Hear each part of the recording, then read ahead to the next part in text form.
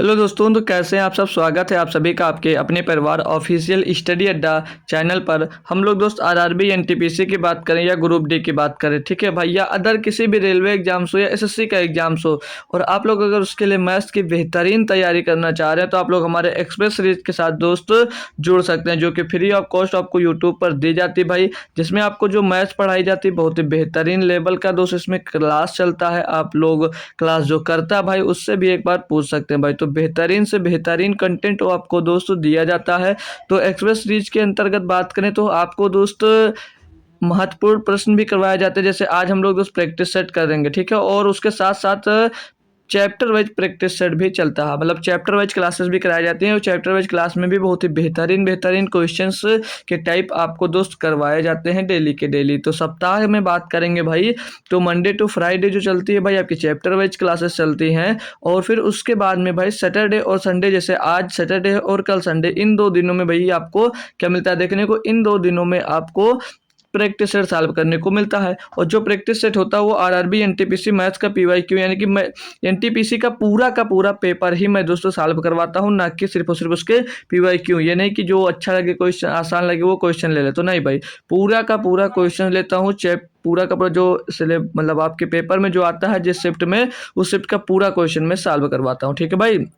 तो चलते हैं, और पीपीटी के लिए भी आप लोग मेरा टेलीग्राम चैनल ज्वाइन कर सकते हैं। जैसे मैं जो यहाँ पर प्रैक्टिस सेट हल करवाऊंगा उसको आपको भाई दे दूंगा टेलीग्राम चैनल पे, तो वहाँ से आप लोग उसको सॉल्व कर सकते हो, दोबारा से प्रैक्टिस कर सकते हो। तो उसके लिए आपको मेरा टेलीग्राम चैनल ज्वाइन करना पड़ेगा, जो कि आपको यही कमेंट बॉक्स में भाई पिन है लिंक, तो वहाँ से आप लोग मेरा टेलीग्राम चैनल ज्वाइन कर सकते हैं। क्लियर है दोस्तों। चलता हूँ आज की क्लास पे भैया। आज का जो पेपर है, मतलब आज का जो सेट है वो देख लीजिएगा। प्रैक्टिस सेट किस दिन का भाई, तो प्रैक्टिस सेट है भाई यहाँ पर आरआरबी एनटीपीसी सीबीटी 1 का पेपर है, जो 8 फरवरी 2021 का है। फर्स्ट शिफ्ट में दोस्त ये हुआ था, ठीक है। तो इसके पहले क्वेश्चन से हम लोग तो सॉल्व करना स्टार्ट करेंगे। ढेर सारे जितने मतलब इस प्रैक्टिस सेट में जितने भी क्वेश्चन आए थे 8 फरवरी को, सारे के सारे क्वेश्चन मैथ्स के मैंने ले लिए हैं भाई। तो पहला ही क्वेश्चन दिया है, क्या दिया है कि 2 समरूप त्रिभुजों की संगत ऊंचाइयां 8 सेंटीमीटर और 11 सेंटीमीटर हैं, उनके क्षेत्रफलों का अनुपात ज्ञात कीजिएगा भाई। सिंपल सा क्वेश्चन है, सभी बच्चे एक बार ट्राई करेंगे कि क्या आंसर होगा। सभी लोग एक बार दोस्त बताने की कृपा करेंगे, ठीक है। तो भाई यहाँ पर दिया क्या था, आपसे हो रहा तो अच्छी बात नहीं, तो इतना टाइम लगना नहीं चाहिए। तो देखते हैं, आंसर दे सकते हो। 2 समरूप त्रिभुजों की जो संगत ऊंचाइयां दी हैं 8 सेंटीमीटर और 11 सेंटीमीटर, तो उनके क्षेत्रफलों का अनुपात पूछा है। तो उनके क्षेत्रफलों का अनुपात सीधे सीधे इनका भैया स्क्वायर हो जाएगा। तो 8 का स्क्वायर 64 और 11 का स्क्वायर हो जाएगा भैया 121।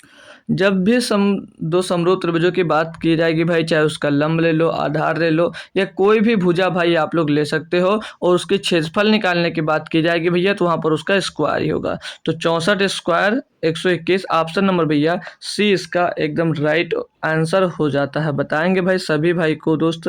क्लियर है, कोई दिक्कत कोई परेशानी अब ऐसे क्वेश्चंस में नहीं आनी चाहिए, ठीक है। जो समझो बेहतरीन तरीके से समझिएगा, पूरा कॉन्सेंट्रेट रहिएगा क्लास के ऊपर कि क्लास में क्या बताया जा रहा है। सब कुछ भाई क्लास में ही आप लोग देखिएगा। दिया है कि 15,971 को निश्चित संख्या से एक निश्चित संख्या से विभाजित करने पर भागफल 55 और शेषफल जो है भाई 21 आता है। भाजक ज्ञात करना है। इसमें हमको क्या ज्ञात करके बताना है भाई, भाजक ज्ञात करना है। तो इसके लिए आप लोगों ने सिंपल सा एक फार्मूला पढ़ा था भाई, भाज्य बराबर भागफल भाज्य बराबर भाजक गुणे भागफल और प्लस का शेषफल। ये फार्मूला आप सभी बच्चों ने पढ़ा होगा। तो इसमें भाज्य तो हमको दिया गया भाई, भाज्य दिया गया, कितना दिया गया भैया 15,971। ये हमको 15,971 हमको भाज्य दिया गया है, ठीक है। 15,971 है भाई, 971 दिया गया है। तो इसके फार्मूला पुट करना, हमको क्या ज्ञात करना भाई इसमें भाजक। भाजक क्या होता है, डिवाइजर, जिससे इसको भाग दिया जाता है उसी को भाजक बोला जाता है। तो भाजक गुणे भागफल प्लस शेषफल होता है भाज्य बराबर। तो हमको भाजक पता नहीं है, भाजक को हम लोग मान लेते हैं भैया क्या बोलते हैं इसको, डिवाइजर, तो इसको डी मान लेते हैं, ठीक है। और इसका भैया भागफल का गुणा करते, भागफल इसमें दिया गया कितना दिया गया भैया 55 दिया गया था। और शेषफल कितना भैया, शेषफल दिया गया 21, तो शेषफल इसमें जोड़ देते। तो यहाँ से हमको भैया भाज्य निकाला जाता है। ये फार्मूला था छोटा सा, ये याद होगा। तो आप लोग क्वेश्चन कर पाएंगे। अब इस 21 को इस साइड में भेजकर भैया घटा देंगे तो इधर कितना बचेगा भैया 15,950 बच जाएगा जब घटा देंगे भाई, ठीक है। और ये 55 गुणे में इधर में भैया आकर भाग में आ जाएगा और बराबर में इधर क्या आ जाएगा भाई डी आ जाएगा। क्या आ जाएगा डी आ जाएगा, जो डिवाइजर आपको निकालना मेरे दोस्तों। 11 से अगर काटते हैं 11 बचे 55 हो जाता है और 11 का नाम 11 4 बचेगा 49 हो जाएगा, 11 चौक 44 5 बचेगा भैया 55, 11 बचे 55 हो जाएगा। 5 से इसको हम लोग काटते हैं भाई तो 5 दूनी 10 और 5 9 45, तो डिवाइजर यानी कि भाजक जो होगा कितना आ जाएगा भैया 29 आ जाएगा, 29 आ जाएगा भाई देखना।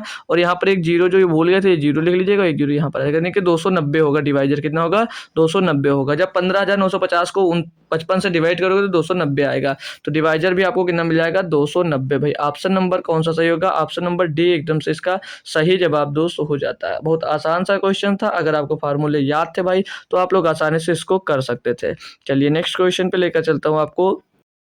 तो ये क्वेश्चन क्या दिया इसमें कि एक आयत का जो परिमाप है भैया वो कितना 240 मीटर है, यदि इसकी लंबाई इसकी चौड़ाई से 3 गुनी है तो इसका क्षेत्रफल ज्ञात कीजिए। अब भैया जो इसकी लंबाई है इसकी चौड़ाई लेंथ जो है भाई, जो इसकी लेंथ है वो ब्रिथ एल अच्छे से बनाते हैं ना, जो इसकी लेंथ है भैया, जो इसकी लेंथ है वो इसकी ब्रिथ से क्या बोला है, जो इसकी लंबाई इसकी चौड़ाई से 3 गुनी है। अगर चौड़ाई ब्रिथ इसकी x है तो लंबाई कितनी हो जाएगी 3x हो जाएगी, जी सर हो जाएगी। और हमको यहाँ पर दिया गया भैया आयत का परिमाप दिया गया है। अब आयत का परिमाप का फार्मूला क्या होता है भैया 2l प्लस का b, यही तो होता है जी सर। तो यहाँ पर जब इनको पुट करेंगे एल बी का मान तो 3 1 4 दूनी 8x हो जाएगा, कितना हो जाएगा भैया 8x हो जाएगा, 8x हो जाएगा। उसके साथ साथ में इनका परिमाप दिया कितना था 240 मीटर, कितना भैया 240, तो इनको पुट करेंगे तो इधर हो जाएगा कितना भैया 8x हो जाएगा, 8x बराबर कितना हो जाएगा इधर 240 हो जाएगा, कितना हो जाएगा 240। तो x की वैल्यू अगर हम यहाँ से निकालते हैं तो x बराबर क्या हो जाएगा 8 3 24 30 आ जाएगा। x का मान हमको 30 मिल गया। क्वेश्चन में आपसे याद क्या करना है तो इसका क्षेत्रफल ज्ञात कीजिए, हमको क्षेत्रफल। अब आयत का क्षेत्रफल क्या होता है भैया यल गुणे बी, यल गुणे बी, तो x का मान यहाँ पर रखेंगे 30 कितना हो जाएगा 90 हो जाएगा, और यहाँ पर x का मान रखेंगे भैया तो 30 हो जाएगा। तो इनका l गुणे बी निकालना है, यानी कि 90 गुणे 30 कर देंगे, हमको भैया क्या मिल जाएगा एरिया मिल जाएगा। हमको क्या मिल जाएगा भैया एरिया यहाँ से मिल जाएगा। कोई दिक्कत हुई भाई, कोई परेशानी हुई बताओ? क्वेश्चन बहुत ही आसान सा था और आपने आसानी से इसको कर भी लिया होगा। तो 2700 मीटर स्क्वायर इसका भैया क्या हो जाएगा क्षेत्रफल हो जाएगा। बढ़िया सा क्वेश्चन, बेहतरीन सा था, आप लोगों ने अच्छे से इसको कर लिया होगा भाई। नेक्स्ट क्वेश्चन मैं करवाता हूँ भाई, पढ़ूंगा। ये भी क्वेश्चन बेहतरीन सा, और ये क्वेश्चन मैंने कई बार इस टाइप का क्वेश्चन मैंने करवाया आपको। पढ़ेंगे हम लोग भाई इसको। कह दिया कि दो संख्याओं का जो योग है वो 30 है, यदि उनके व्युत्क्रमों का जो योग दिया भैया वो 6/25 है, तो दोनों संख्याएं ज्ञात कीजिए। अभी तक हमसे क्या पूछता था भैया, हमको संख्याओं का योग और गुणनफल देता था, तो हमसे संख्या संख्या मतलब गुणनफल, और हमको संख्या देता था सीधे सीधे, और उनका योग पूछता था कि यदि उनके व्युत्क्रमों का योग बताइए। अब की बार हमको व्युत्क्रम का योग दे दिया, अब की बार संख्या पूछा, तो कैसे निकालोगे? व्युत्क्रमों का योग निकालने के लिए मैंने सिंपल से सिखा रखा है 1 पहली संख्या और प्लस 1 दूसरी संख्या, ये बताया भाई, यस सर बताया आपने। फिर इसका क्या करवाते हैं क्रॉस मल्टीप्लाई। जब क्रॉस मल्टीप्लाई करते हो भाई तो ये फर्स्ट नंबर और प्लस का सेकंड नंबर हो जाता है भैया। जब क्रॉस मल्टीप्लिकेशन होता है बटे में फर्स्ट नंबर और इनटू सेकंड नंबर आ जाता है। इतनी बात क्लियर है। और ये जो फार्मूला निकल कर आता है किसके बराबर आता है? ये भैया दो संख्याओं के व्युत्क्रमों का योग के बराबर आता है। तो ये भैया इसके बराबर कितना दिया, कितना भैया 6/225 कितना दिया भैया, सॉरी 6/25 दिया गया हमको यहाँ पर। तो इनका योग कितना दिया भैया 30 दिया, तो 30 हो जाएगा, और बटे में first number into second number हो जाएगा, first number into second number हो जाएगा, और बराबर में भैया 6/25 आ जाएगा, 6/25। तो पहले हम इनका अगर गुणनफल उन संख्याओं का निकालेंगे तो ये first number into second number, first number into second number is equal to क्या रहेगा 25 गुणे 30 हो जाएगा। दोस्तों करो 6 का 6 6 पंचे 30 और 25 पंचे 125 भैया, 25 पंचे 125। तो first number into second number बराबर 125 आ गया। अब ऑप्शन पे आप लोग चले जाते हैं और चेक करते हैं कि भैया कौन सी दो संख्याओं का गुणनफल है जो 125 आ जाए। तो 23 और 7 का कभी नहीं हो सकता, 11 19 का नहीं हो सकता, 21 और 9 का नहीं हो सकता, 25 और 5 का, 25 पंचे 125, और भैया हो जाएगा, ये हो जाएगा। ठीक है, अब इनका योग भी चेक कर लोगे 25 और 5 30 मिल रहा भैया। गुणनफल चेक किया आप तो 50 25 मिल रहा। क्लियर है भाई। क्वेश्चन बहुत बेहतरीन था और आप लोगों ने बेहतरीन तरीके से इसको कर भी लिया होगा। ठीक है भाई। तो नेक्स्ट क्वेश्चन पे आपको लेके चलता हूँ भाई। अच्छा सा क्वेश्चन है और सारे करेंगे हम लोग। ठीक है, तो बढ़िया से प्रैक्टिस है, सॉल्व करिएगा, मजा आएगा आपको। दिया कि लुधियाना शहर की जनसंख्या में प्रतिवर्ष 20% की वृद्धि होती है। यदि इसकी वर्तमान जनसंख्या 8,47,000 है तो 2 वर्ष में जनसंख्या कितनी हो जाएगी भाई। अब जनसंख्या प्रतिवर्ष वृद्धि होती है तो वर्तमान में इतनी, तो 2 साल की बात कर रहा भाई। तो इस समय वर्तमान में जनसंख्या है जो इसकी भैया वो है 8,47,000। 8,47,000 है भाई, 8,47,000। तो मैं इसको 847 और गुणे 1,000 लिख सकता हूँ भाई। इसको लिखने में कोई चेंज तो होगा नहीं, इसमें एक का गुणा करेंगे फिर से अलग से हो जाएगा। जी सर। तो हर साल भैया 20% बढ़ रहा था, यानी कि जनसंख्या कितनी हो जा रही है भैया 20 से 120/100 करेंगे तो इसको 6/5 लिख सकते हैं। ठीक है, 6/5 है। दूसरे साल में भी ये 120% यानी कि 6/5 हो जाएगा। अब इसको सॉल्व करोगे, 5 का गुणा 5 से किया 25 हो जाएगा और 25 इसको काट देंगे भैया तो 25 चौको 100, यहाँ पर कितना मिल जाएगा, यहाँ पर मिल जाएगा हमको भैया 40। क्या मिल जाएगा, 40 मिल जाएगा। तो 847 और गुणे में भैया 40 और गुणे में 36 हो जाएगा भैया। ठीक है, अब इसको हमको सॉल्व करना है। तो आप लोग देखो, इतना कैलकुलेशन करने से कोई मतलब नहीं। अब बोलोगे क्यों सर जी नहीं, अब भाई इसका बिना कैलकुलेशन किए भी आंसर निकाला जा सकता है। क्यों निकाला जा सकता है, अब यहाँ पर देख रहे हो एक जीरो मिल रहा है, एक जीरो मिल रहा है। अब इसमें जब एक जीरो आ गया है तो भैया इसमें गुणा करोगे तो जो यूनिट डिजिट मिलेगा आपका भैया लास्ट में एक जीरो जरूर मिलेगा। और चेक करोगे आप लोग यूनिट डिजिट, तो भैया इसी में सिर्फ और सिर्फ जीरो मिल रहा है। एक ही ऑप्शन में आपको भैया यूनिट डिजिट जो है भैया क्या जीरो मिल रहा है। तो ऑप्शन नंबर बी ही आपका सही हो जाएगा। कोई चेक करने की थोड़ी सी भी आपको भाई ज़रूरत है ही नहीं। ठीक है भाई, यही आपका आंसर हो जाएगा बस। ठीक है, इस क्वेश्चन को देखेंगे, इसमें क्या दिया गया आपको भाई कि 3 संख्याएं दी हैं भाई जो 11:16:23 के अनुपात में है। या तो उनका जो योग है भाई 150 है। तो बड़ी संख्या ज्ञात कीजिए भाई। बड़ी संख्या ज्ञात करने, बड़ी संख्या तो भैया 23 है। तो 23 का मल्टीपल देखेंगे तो 23 का सारे के सारे मल्टीपल है, अब तो भाई करना पड़ेगा। तो क्या दिक्कत है, कर लेंगे हम भाई। तो संख्या जो है भाई वो 11:16:23 के अनुपात में। तो इन सभी का जो योग दिया भैया कितना 150। इन सभी को आपस में जोड़ेंगे तो 11 16 27 और 23 50 हो जाएगा। कितना हो जाएगा भैया 50। 50 बराबर कितना है 150 दिया गया है। तो एक बराबर कितना हो जाएगा भैया 3 हो जाएगा। तो बड़ी संख्या इसमें पूछा, बड़ी संख्या भाई 23 है। तो एक बराबर 23, तो 23 बराबर कितना हो जाएगा 23 3 69 हो जाएगा। कितना हो जाएगा भैया 69 हो जाएगा, जो कि ऑप्शन नंबर भाई आपको एक में देखने को मिल जाएगा। ये सब सारे के सारे क्वेश्चन देख सकते हो भाई, आपको एनटीपीसी में ही पूछा गया है। कोई अपने आप से कोई क्वेश्चन में नहीं करवा रहा भाई। ठीक है, इस क्वेश्चन की मैं बात करूंगा। इसमें क्या दिया कि एक आदमी की जो आय में पहले 20% की बढ़ोतरी हुई और फिर बाद में फिर से 30% की बढ़ोतरी हुई। कुल प्रतिशत वृद्धि ज्ञात कीजिए। भैया आप लोग जब लगातार प्रतिशत वृद्धि हो या कमी हो तो निकालने के लिए आप लोगों को तो एक फार्मूला सिखाया गया भाई, नेट चेंज का सक्सेस वाला फार्मूला लगा दीजिएगा सीधे सीधे। रामबाण फार्मूला अपना क्या होता है, a+b+a/b/100 दोस्तों। तो भैया पहली वृद्धि कितनी 20% की, पहली वृद्धि कितनी हुई भैया 20% की हुई सर जी। दूसरी वृद्धि 30% की हुई और प्लस में a/b यानी कि 20×30, 20×30 हो जाएगा सर जी। बट्टे में क्या हो जाएगा, बट्टे में हो जाएगा 100। सॉल्व कर लो। अब इसको काटा पीटी करिएगा भाई। तो 1 0 2 0 1 0 2 0 खत्म और इधर 30 20 50 हो जाएगा और प्लस तो 6 हो जाएगा 50 10 56।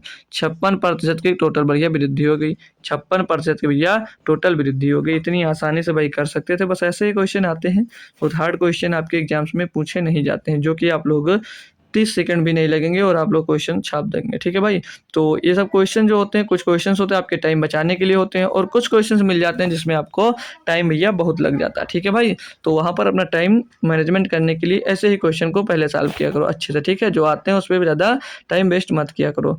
तो एक समबाहुभुज के शीर्ष पर बने अंतःकोण और बाह्य कोण का जो अंतर है वो 140 डिग्री है।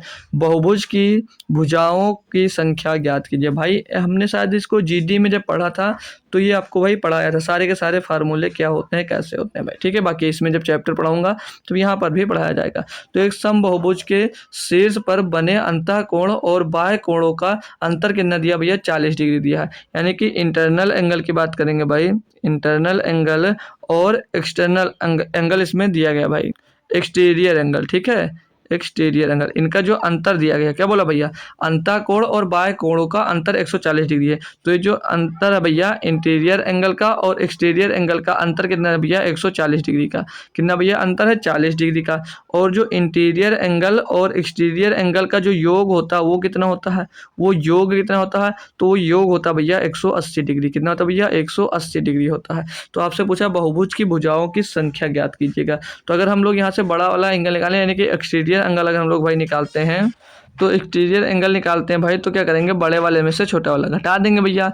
क्यों, देखो अब यहाँ से घटाएंगे तो 180 में से 140 घटा देंगे, 180 में से 140 डिग्री घटा देंगे भैया, घटा देंगे और बटे में क्या करेंगे, 2 कर देंगे। क्यों कर देंगे भैया, पूरी बात समझ में आई है, नहीं समझ में, हमने क्या किया यहाँ पर भैया, इसको जब आपस में घटा दिया तो इससे ये वाला चला गया और ई भैया जुड़कर क्या हो गया, 2e हो गया। 2e में से भैया इसको जब ऊपर घट गया 180 माइनस 40 कर दिया भैया, बचा आपके पास कितना, 40। 2 से इसको डिवाइड किया क्योंकि यहाँ पर 2e हो गया था, ठीक है, 2 से हमने इसको डिवाइड कर दिया। तो यहाँ से एक्सटीरियर एंगल क्या मिल जाएगा भैया, एक्सटीरियर एंगल क्या मिल जाएगा, 40/2। तो 40/2 यानी कि n बराबर कितना है, 40/2 यानी कि 20 भैया। तो बहुभुजों की संख्या कितनी हो जाएगी भैया, 20 हो जाएगी। बहुभुजों की संख्या कितनी, एक मिनट सॉरी, कहाँ पहुंच गया भाई, ये तो एक्सटीरियर एंगल अभी निकालना, ठीक है।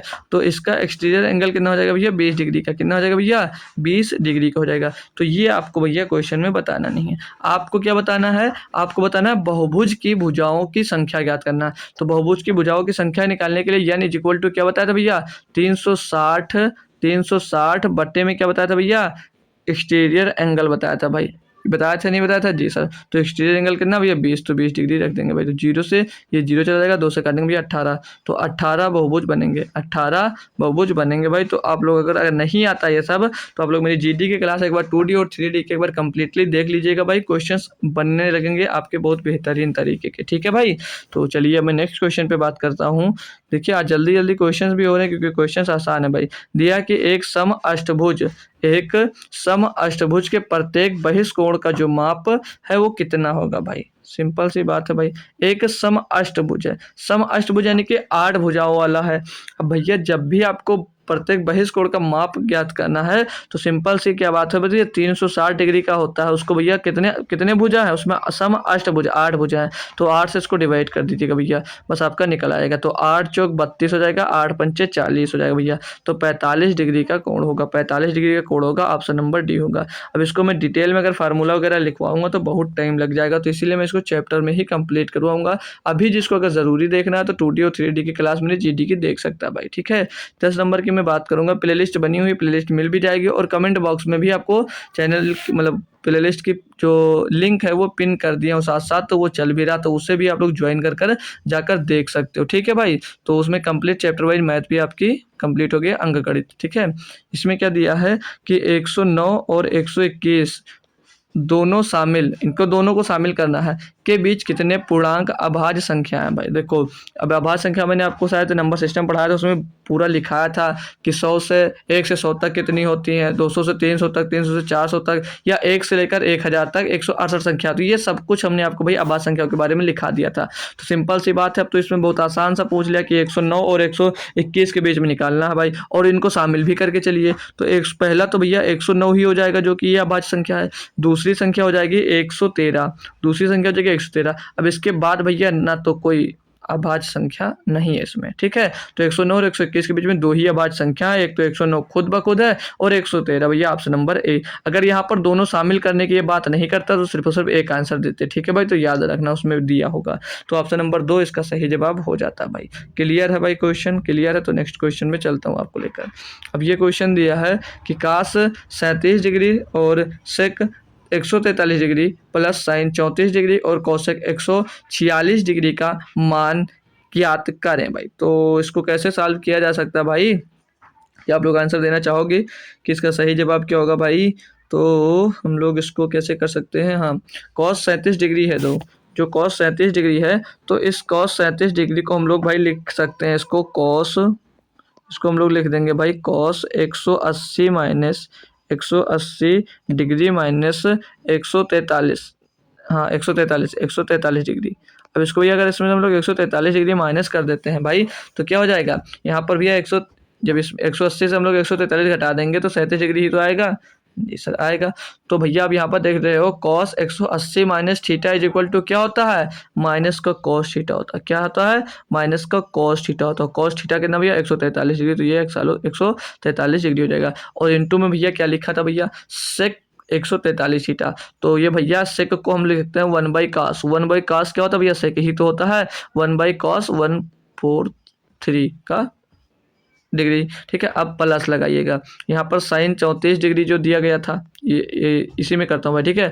जो साइन 34 डिग्री, इसको हम लोग क्या लिख सकते हैं भाई, साइन साइन साइन 34 डिग्री को लिख सकते हैं 180 माइनस 146 डिग्री, 146 डिग्री भैया लिख सकते हैं। जी सर लिख सकते हैं। तो ये क्या हो जाएगा, साइन 180 माइनस थीटा क्या होता है, साइन 180 माइनस थीटा होता है भैया साइन थीटा। क्या होता है, साइन थीटा। तो हो जाएगा साइन थीटा, साइन यानी कि 146 डिग्री यहाँ पर भी हो जाएगा। और जो कोसेक है भैया, कोसेक को हम लोग क्या लिख सकते हैं, 1/sin होता है क्या, कोसेक हो जाता है। तो 1/sin 146 डिग्री हो जाएगा। अब यहाँ से अगर उसको काट देंगे भैया तो इससे ये चला जाएगा और इससे ये चला जाएगा। तो यहाँ पर क्या बचेगा, माइनस का 1 और इस साइड में बच जाएगा प्लस का 1। तो माइनस का 1 में प्लस का 1 जब जुड़ेगा तो बना देगा आपको 0। ऑप्शन नंबर ए इसका दोस्त सही जवाब हो जाएगा। इससे बेहतरीन सोल्यूशन इसका भाई कुछ नहीं हो सकता। होप करूंगा सभी भाई को एकदम से क्लियरली ये क्वेश्चन दोस्त समझ में आ गया होगा, ठीक है। बस ये फार्मूला यहाँ पर क्या लगा है, साइन 180 माइनस थीटा क्या होता है, साइन थीटा होता है। और कॉस 180 माइनस थीटा क्या होता है भाई, माइनस का कॉस थीटा होता है, ठीक है। तो ये याद रहेगा तो क्वेश्चन आपसे आसानी से बन सकते हैं भाई।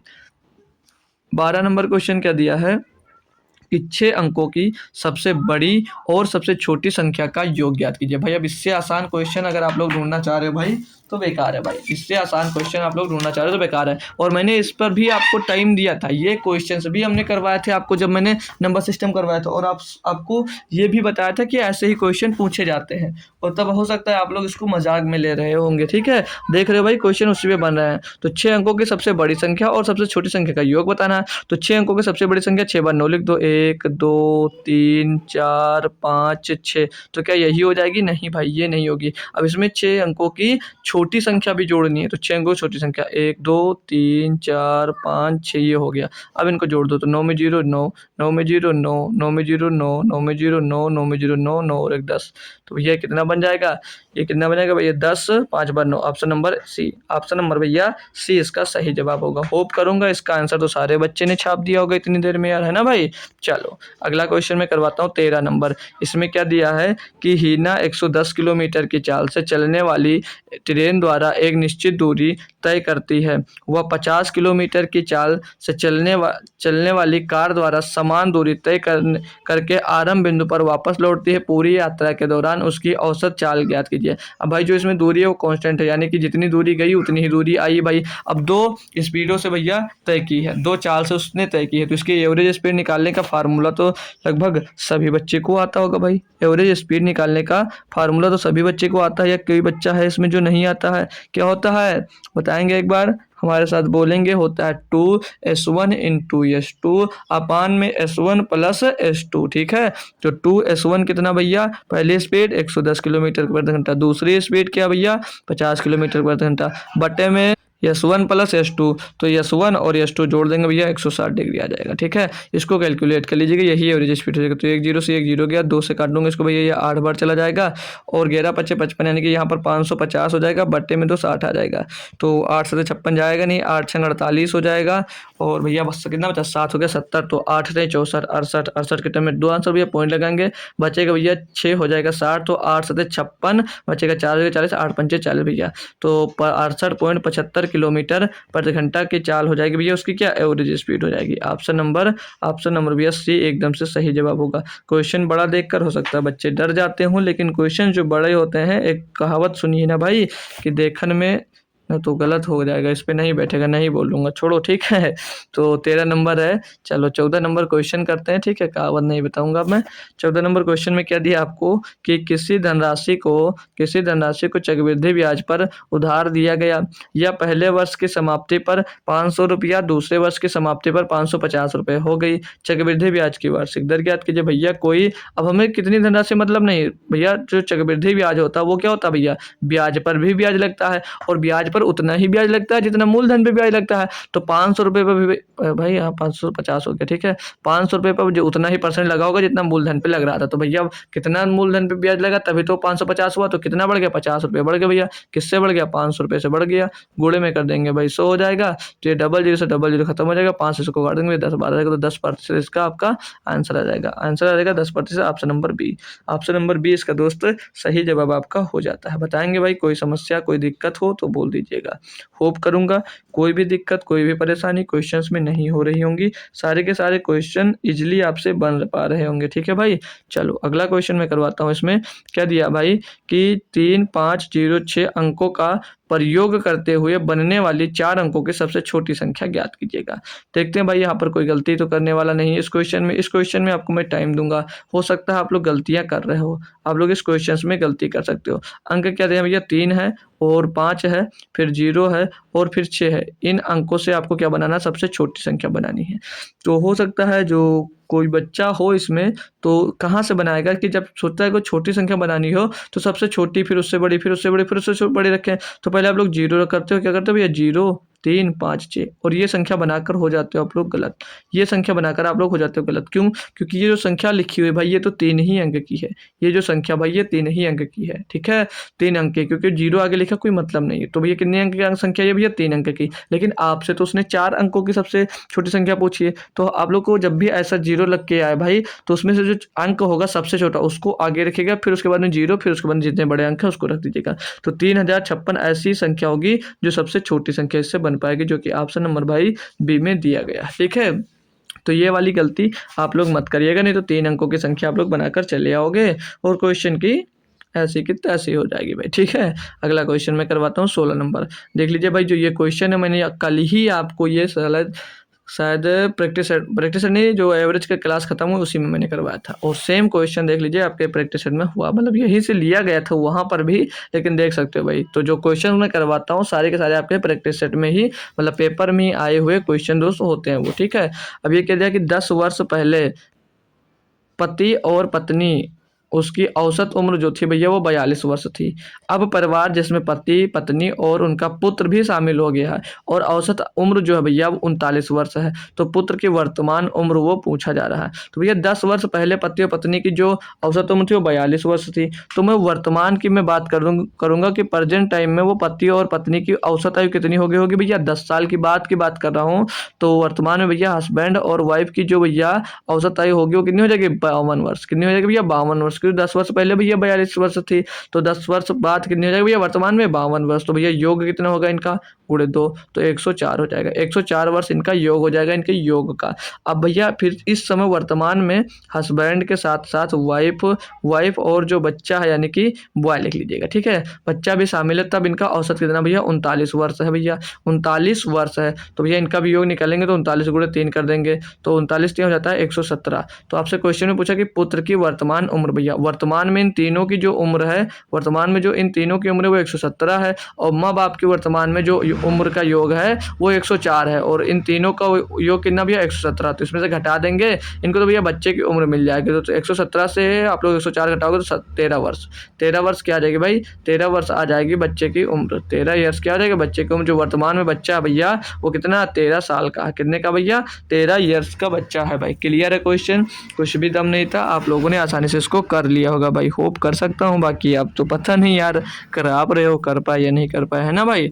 तो चलिए अगला क्वेश्चन मैं करवाता हूँ 17 नंबर। इसमें दिया है कि 960 सेंटीमीटर लंबी छड़ी से सटीक 17 सेंटीमीटर वाले अधिकतम कितने टुकड़े काटे जा सकते हैं। भाई 960 सेंटीमीटर की कोई छड़ी है मान लीजिएगा, उसे 17 सेंटीमीटर वाले अधिकतम कितने टुकड़े काटे जा सकते हैं। भाई कुछ भी नहीं क्वेश्चन में, बस देखने में हो सकता है आपको डर लग रहा हो। सिंपल सी बात है, 960 मीटर का एक लंबा छड़ी है भाई, उससे 17 सेंटीमीटर के आपको भैया अधिकतम कितने टुकड़े काटे जा सकते हैं, यही निकालना। तो 17 छक्का 102 हो जाएगा, नहीं तो 17 बचे 85 भैया 50 हो जाएगा, 11 बचेगा 110, तो 17 छक्का 102 भैया। तो भैया 56 काटे जाएंगे। अब सोचो कि इसमें 8 सेंटीमीटर की एक छड़ी और बच जाएगी भाई, भाई, लेकिन आपको सिर्फ और सिर्फ कितने के 17 सेंटीमीटर की काटनी है, ना कि 8 सेंटीमीटर की। तो ज़्यादा से ज़्यादा आप कितने छड़ी काट सकते हो भैया, 56 छड़ी काट सकते हो बस, ठीक है। तो 57 भी नहीं काट सकते हो, ठीक है। तो कोई दिक्कत कोई परेशानी हो तो एक बार कन्फर्म ज़रूर कर लीजिएगा। होप करूँगा दिक्कत ही नहीं होगी। सिर्फ और सिर्फ अधिकतम बोला था, तो अधिकतम भैया 56 छड़ी आप लोग काट सकते हो, ठीक है भाई। 56 छड़ी काट सकते हो 17 सेंटीमीटर लंबे वाले, ठीक है भाई। कोई दिक्कत कोई परेशानी नहीं है। नेक्स्ट क्वेश्चन में करवाता हूँ आपको। यहाँ पर कह दिया कि विक्की किसी कार्य को 40 दिनों में पूरा करता है।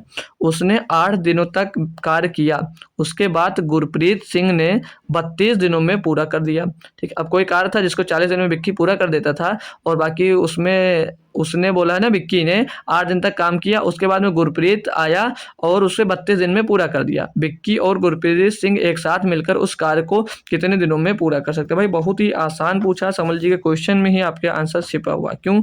क्योंकि ये जो 40 दिनों में विक्की काम करता है, जो पूरा काम है ना, पूरे काम को विक्की 40 दिनों में कर देता है, ठीक है।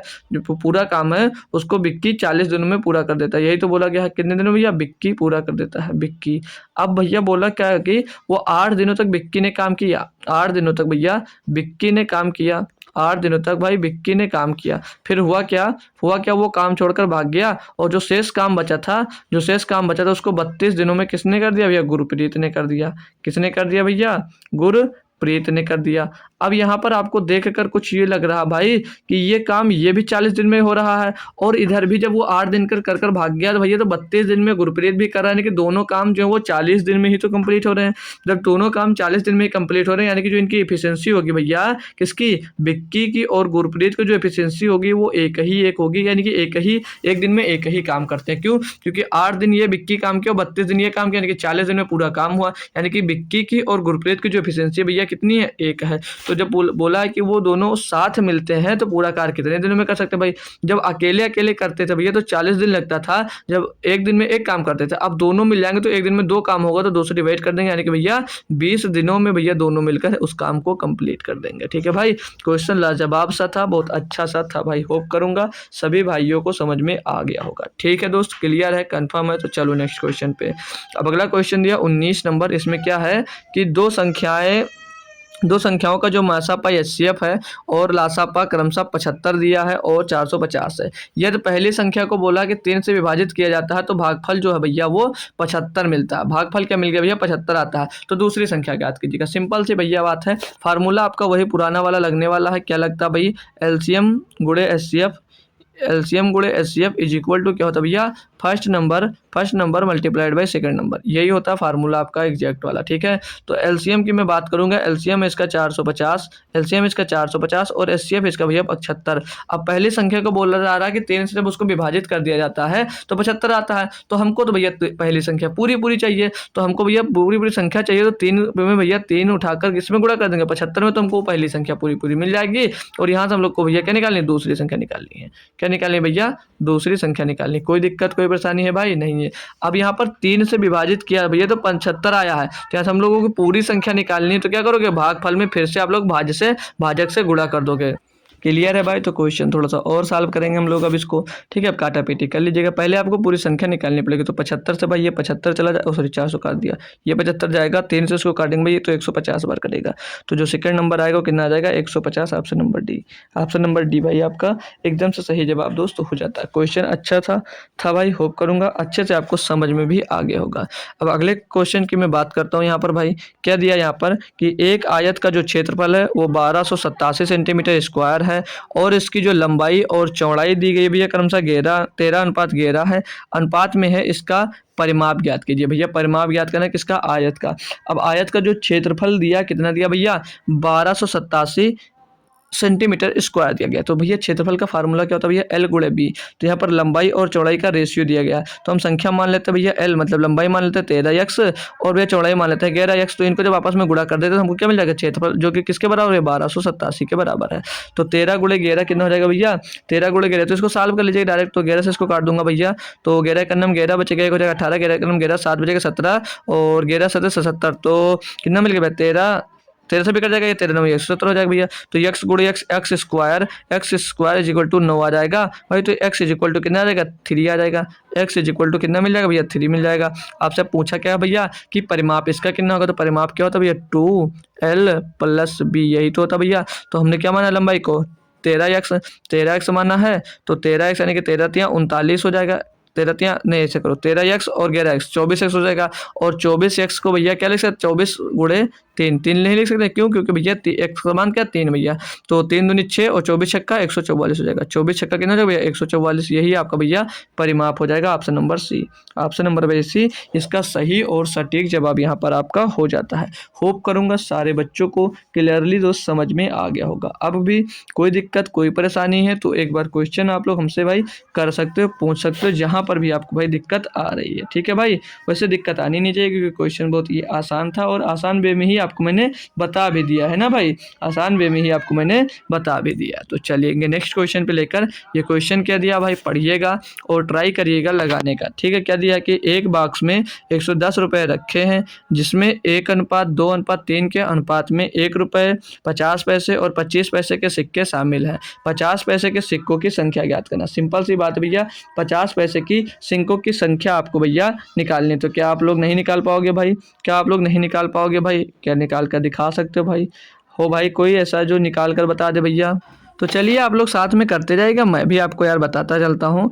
तो यहाँ पर जो मूल वर्ग यानी कि डिनोमिनेशन मूल वर्ग बोला जाता है, ये भैया किस रेशियो में है। तो इसमें क्या क्या भैया, 1 रुपये किसकी किसकी बात की गई है, 1 रुपये की बात की गई है, 50 पैसे की बात की गई भैया, 50 पैसे की बात की गई है और 25 पैसे के सिक्कों की बात की गई है। यहाँ पर नंबर कितने भैया, सिक्कों का जो नंबर है कॉइन है किस रेशियो में भैया, वो है उनका रेशियो 1:2 और रेशियो 3 में भैया है। अब यहाँ पर एक बॉक्स है, इसमें टोटल कितना है, 110 रुपया, कितना भैया 110 रुपये।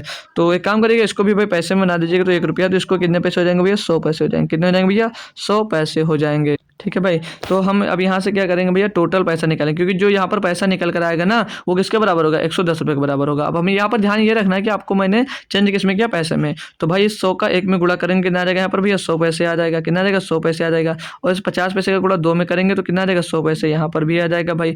और इस 25 पैसे का 3 में गुणा करेंगे तो कितना आ जाएगा 75 पैसे, यहाँ पर भी आ जाएगा।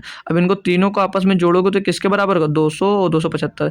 और जो 275 पैसा आया भैया ये किसके बराबर है भैया, 110 रुपये के बराबर है। तो 110 रुपये ये लिखेंगे, इसको पैसे बनाने के लिए 100 का गुणा करेंगे यानी कि डबल जीरो इसमें और चिपका दीजिए। तो इधर भी भैया क्या हो गया, पैसा बन गया। अब यहाँ से हमको क्या सॉल्व करना भैया, क्या बताना भैया, इसमें 50 पैसों के सिक्कों की संख्या बतानी। जिसको सॉल्व कर लेते पहले, तो 25 से काटेंगे इसको, 25 से करना 25, 25 से करना 25 11 मिल जाएगा। 25 से इसको काटेंगे 25 चौको 100 हो जाएगा, 10 बचेगा 100, 25 चौको 100, 440 आ जाएगा।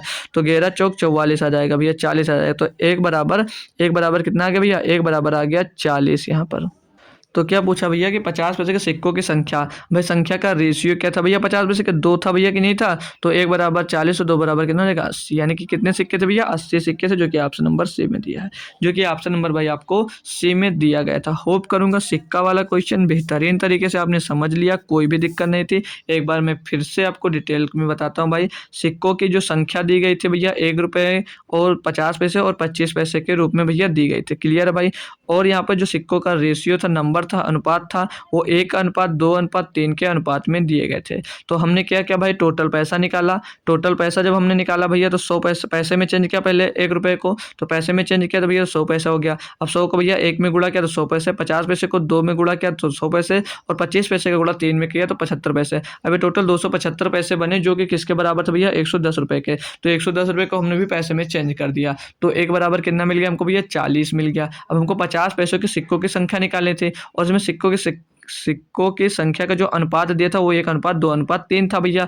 तो 50 पैसे के सिक्कों का अनुपात क्या था भैया, तो 2, तो 1 बराबर 40 और 2 बराबर 80 हमने भैया निकाल दिया, जो कि ऑप्शन नंबर भैया सी में दिया गया था। होप करूंगा क्लियरली क्वेश्चन समझ में आ गया होगा मेरे शेर भाइयों को, ठीक है भाई, बहनों को भी, ठीक है, क्योंकि आप लोग शिकायत करने लगते हो कि बहन भी है इसमें, है ना भाई, तो बोलता नहीं हूँ भाई। 22 नंबर क्या दिया कि नीचे दिए गए बार ग्राफ के 3 कंपनियों XYZ में 6 वर्ष में 2012 से 2017 तक के दौरान हुए ड्रोन के उत्पादन लाखों में दर्शाया गया है। बार ग्राफ के आधार पर नीचे दिए गए प्रश्न का उत्तर दें। भाई प्रश्न देखते हैं क्या दिया है। ये रहा आपका प्रश्न भाई, इसमें क्या है पढ़िएगा आप लोग कि वर्ष 2014 से 2016 की अवधि के दौरान कंपनी यक्स के औसत उत्पादन और उसी अवधि के दौरान कंपनी वाई के औसत उत्पादन का अनुपात कितना। भाई मेहनत तो करनी पड़ेगी, मेहनत है नहीं वैसे कुछ नहीं भाई। 2014 मतलब वर्ष 2014 से 2016 की अवधि के दौरान कंपनी एक्स और कंपनी किसका भैया वाई के दौरान औसत उत्पादन पूछा था भाई, एक्स और वाई। तो एक्स इसमें जो है भाई आपका नीला वाला है, कौन सा भाई ब्लू वाला है एक्स, एक्स कौन सा भैया ब्लू वाला। तो 2014 ये है भाई और 2016 ये है भाई। तो इसके बीच में की बात की है तो यहाँ पर भैया नीला वाला कौन सा किसकी बात किया पहले भैया, तो जो नीला वाला भैया ये एक्स है ना भाई। तो ये 40 और ये 50, 90 और 35, 90 में 35 जुड़ेगा भैया 125 हो जाएगा। 90 में 35 जुड़ेगा तो 125 आ जाएगा भैया, ये कितना आ जाएगा 125। अब किसकी बात किया था वाई, तो वाई का कलर क्या भाई, वाई का कलर है रेड, वाई का कलर है भाई रेड कलर। तो ये भैया रेड 45 और 45 दूना 90, 90 और 55, 90 में 55 जुड़ता है भैया तो 145 बना देता है। कितना बनाता है 145। तो इन्हीं का भैया बस रेशियो पूछा था। जो डीआई आती है भाई बहुत ही नॉर्मल सी डीआई आती है। सॉल्व करेंगे उसको 25 पंचे 125 और 25 नहीं 25 से कर नहीं रहा भाई, 5 से काटेंगे, 5 दूनी 10, हम 25, 5 दूनी 10, 5 9 45। तो 25 रेशियो 29 भैया एक्स और वाई का आ जाएगा, जो कि ऑप्शन नंबर भाई डी में दिया गया था। जो कि ऑप्शन नंबर भैया आपको डी में दिया गया था। क्लियरली समझ में आ गया होगा आप लोगों को। होप करूंगा सभी भाइयों को बहनों को क्वेश्चन ये भी समझ में आ गया होगा। नेक्स्ट क्वेश्चन देखता हूं मैं। तो इसमें क्या दिया क्वेश्चन में, ये वाला देखेंगे भाई। बोला कि 24 दिया कि 24 सेंटीमीटर, 16 सेंटीमीटर और 16 सेंटीमीटर, हाँ चलो कोई बात नहीं ठीक है। तो 24 सेंटीमीटर लंबाई और 16 मीटर चौड़ाई और 16 मीटर ऊंचाई वाले घनाभ को पिघलाकर 8 सेंटीमीटर भुजा वाले कितने घन बनाए जा सकते हैं भाई। तो देखो जब भी आपको घनाभ के कितने घन बनाए जा सकते हैं छोटे, तो ये सब मिले तो क्या करना भाई, तो क्या करो भाई नंबर निकालना ना कितने घन बनाए जा सकते हैं। तो उसमें गुणा करो कि जितने सेंटीमीटर घन बनाया जा रहा है, मीटर का बनाया जा रहा है, उसका आयतन। तो इसका आयतन 8 सेंटीमीटर का बनाया जाए तो इसका आयतन के अंदर ऐड क्यूब, तो 8 गुणे 8 गुणे 8। और उसके बराबर में क्या रखना भैया, जितने जितने सेंटीमीटर लंबाई चौड़ाई का हो उसका आयतन भाई। तो वो 24 गुणे 16 ये आपको बराबर रखना। फिर यहाँ से इनका मान निकाल लेना भाई। तो इसको काटा पीटी कर देंगे भाई। तो 8 से इसको काटेंगे 8 3 24, इस 8 से इसको काटेंगे 8 दूनी 16, इस 8 से इसको काटेंगे भैया तो 8 दूनी 16, तो 3 दूनी 6 दूनी 12, तो n बराबर 12। यानी कि कितने घन बनाया जा सकते हैं भैया 8 सेंटीमीटर भुजा वाले, तो 12 घन बनाया जा सकते हैं। जो कि ऑप्शन नंबर भैया ऑप्शन नंबर आपको बी में दिया गया था। बहुत ही लप्पू सा क्वेश्चन कह सकते हो आपको भैया ये था, कोई भी दम इस क्वेश्चन में दोस्त नहीं थी। ठीक है भाई, अगर क्लियर हो तो मैं अब आपको आगे लेकर चलता हूँ किसी नेक्स्ट क्वेश्चन में। ठीक है भाई, तो ये रहा आपका 24वां क्वेश्चन। पढ़ेंगे इसमें क्या दिया भाई। बोला जा रहा है कि यदि किसी समांतर चतुर्भुज के कोण का माप जो है वो सबसे छोटे कोण के दोगुने से 39 डिग्री कम है, तो समांतर चतुर्भुज के सबसे छोटे कोण का माप कितना होगा। बताएंगे भाई सॉल्व करके आप लोग। तो चलिए मैं करवाता हूँ, ज़्यादा टाइम नहीं लेता हूँ, बस यही क्वेश्चन लास्ट हो गया। 25 नंबर आपको होमवर्क में मिल जाएगा। तो भैया समांतर चतुर्भुज की बात किया तो समांतर चतुर्भुज कुछ ऐसे बनता भाई, मैं बनाता हूँ अच्छे से थोड़ा। ठीक है, ज़्यादा कलाकार तो नहीं हूँ लेकिन थोड़ा बहुत हो जाती है कलाकारी। ठीक है भाई, तो ये लीजिएगा आपका कुछ समांतर चतुर्भुज इस टाइप का दिख रहा होगा। ठीक है, अब यहाँ पर क्या बोला भाई, तो अब हम लोग इसमें एक छोटा कोण मान लेते हैं। ठीक है, दिया क्या था यहाँ पर, हमने एक छोटा कोण मान लिया थीटा, और हमने इसमें एक कोण मान लिया थीटा। क्या बोला यदि किसी समांतर चतुर्भुज के एक कोण का माप सबसे छोटे कोण के 2 गुने से 39 कम है, तो 2 गुने से 39 कम है तो भैया सबसे छोटे कोण के दोगुने से 39 डिग्री का, यानी कि ये कोण होगा वो 2 थीटा माइनस 39 डिग्री होगा। 2 थीटा माइनस 39 डिग्री कम होगा। थोड़ा सा इसको पतला करके लिखते हैं फिर थोड़ा सा अच्छा लिख जाएगा। तो 2 थीटा माइनस 39 डिग्री, यही तो बोला गया भाई क्वेश्चन में। अब हमको पता भैया जो आसन्न कोण होते हैं उनका दोनों कोणों का योग कितना हो जाएगा भाई। तो आसन्न कोणों का कितना हो जाता है भैया 180 डिग्री। तो इनका योग कितना होगा 2 थीटा प्लस 3 थीटा हो जाएगा, 3 थीटा और माइनस का 39 हो जाएगा। ये किसके बराबर भैया 180 डिग्री, किसके बराबर भैया 180 डिग्री के है। तो इसको सॉल्व करेंगे भैया, तो ये 3 थीटा इस साइड में रहेगा और ये 39 जाकर उधर घटेगा तो कितना बना देगा भैया, इधर बन जाएगा 141। कितना आ जाएगा 141 बना देगा। तो थीटा इज इक्वल टू क्या हो जाएगा भैया, तो 3 चौक 12 और बचेगा 2 जगह 21, 3 सत्ते 21 भैया हो जाएगा। 1 मिनट, लेकिन घटेगा नहीं यार, घटेगा नहीं मेरे दोस्त, इधर माइनस का था तो उधर जाकर प्लस हो जाएगा। तो 3 थीटा इज इक्वल टू 79 उधर जाएगा तो 219 हो जाएगा यार, 219 डिग्री हो जाएगा। तो थीटा इज इक्वल टू क्या हो जाएगा भैया 3 छक 18 3 छक 18, 3 छक 18, 3 सत 21, 3 सत 21 और 3 त्रिक का 9। तो थीटा कितना हो जाएगा भैया? 73 डिग्री का कोण। क्या पूछा था? सबसे छोटा एंगल। सबसे छोटा एंगल भैया कितना हो जाएगा? 73 डिग्री हो जाएगा। कितना हो जाएगा? 73 डिग्री। ऑप्शन नंबर भाई आपका डी सही हो जाएगा। अब रखकर चेक करना चाह रहे हो तो इसका मान क्या रखोगे? 73 डिग्री रखोगे और यहाँ पर 2 थीटा करोगे तो 73 दूना 146, 146 में 39 घटा के इसको जोड़ोगे भैया, इनका योग कितना आ जाएगा? 180 डिग्री आ जाएगा। तो आप लोग चेक कर सकते हो, ठीक है भाई। तो इस क्वेश्चन को मैं चाहूंगा आपको होमवर्क में देना, ठीक है भाई। बाकी यहाँ से मैं कंटिन्यू करूंगा, क्वेश्चंस और सारे हैं, सारे मैं करवा सकता था लेकिन मैं कल करवाऊंगा। कुछ अर्जेंट वर्क हो जाता है भाई, इस समय काम समझ लीजिएगा ज़्यादा है, इसीलिए थोड़ी दिक्कतें आ रही भाई। तो ये 25 number, 26 number, 27 number, 28 number, 29, 30, 31, 32, 33, 34, 34 question है ये भाई टोटल आपको करने हैं। आपको पीपीटी तुरंत के तुरंत मैं डाल दे रहा हूँ। तो जो क्वेश्चंस आपसे होंगे खुद ब खुद प्रैक्टिस करिएगा, सॉल्व करिएगा ईमानदारी के साथ। और 25 नंबर का जो आंसर होगा आपके सॉल्व करने के बाद उसको भाई कमेंट बॉक्स में आपको देना, ठीक है। सभी बच्चों को कमेंट बॉक्स में वो आंसर आप सभी भाई को भाई कमेंट करना है, ठीक है भाई। तो क्लास कैसी लगी ये भी भाई मोहब्बत के साथ में बता दीजिएगा। तो अच्छा लगता है यार जब आप लोग कमेंट करते हो कि कुछ भी करते हो, सेशन अच्छा लगा, नाइस लगा या कैसा लगा, कुछ भी लगा तो आप लोग कमेंट जरूर किया करो, ठीक है। फीडबैक जरूर दिया करो।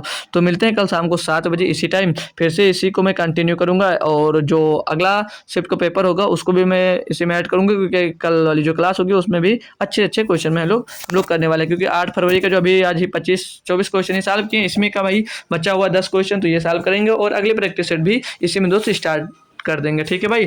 तो मिलते हैं कल शाम को 7 बजे। तो सभी लोग जरूर से जरूर आइएगा शाम को 7 बजे। तो तब तक थैंक यू सो मच दोस्तों। जय हिंद।